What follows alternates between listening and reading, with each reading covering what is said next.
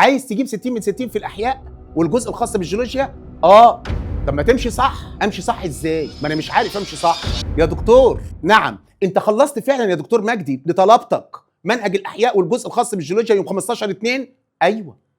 ايوه خلصت المنهج. امال انا بعك ليه؟ والاستاذ اللي بيمشي معايا اللي بيدرس لي هو ماشي معايا صح ولا بيضحك عليا؟ كل دي اسئله بتدار. انا هشتري كتب خارجيه ايه الكتب الخارجيه اللي هشتريها؟ انت هتراجع معانا ازاي؟ هتشرح بس ولا هتحل ولا هتعمل معانا ايه؟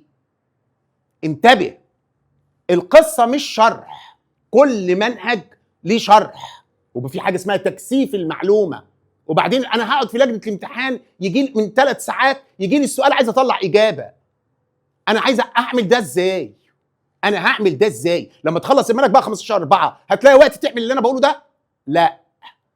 كل الاسئله اللي انا بقولها دي، كل الاسئله دي اللي بتثار دلوقتي في ذهن الطالب احنا بجاوب عليها في 19 دقيقه في فيديو موجود على القناه عندنا على اليوتيوب.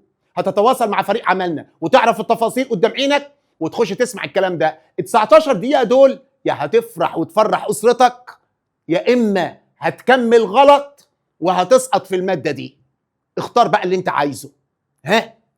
شد حيلك عشان الموضوع مش عايز هزار، الموضوع عايز جديه شديده جدا.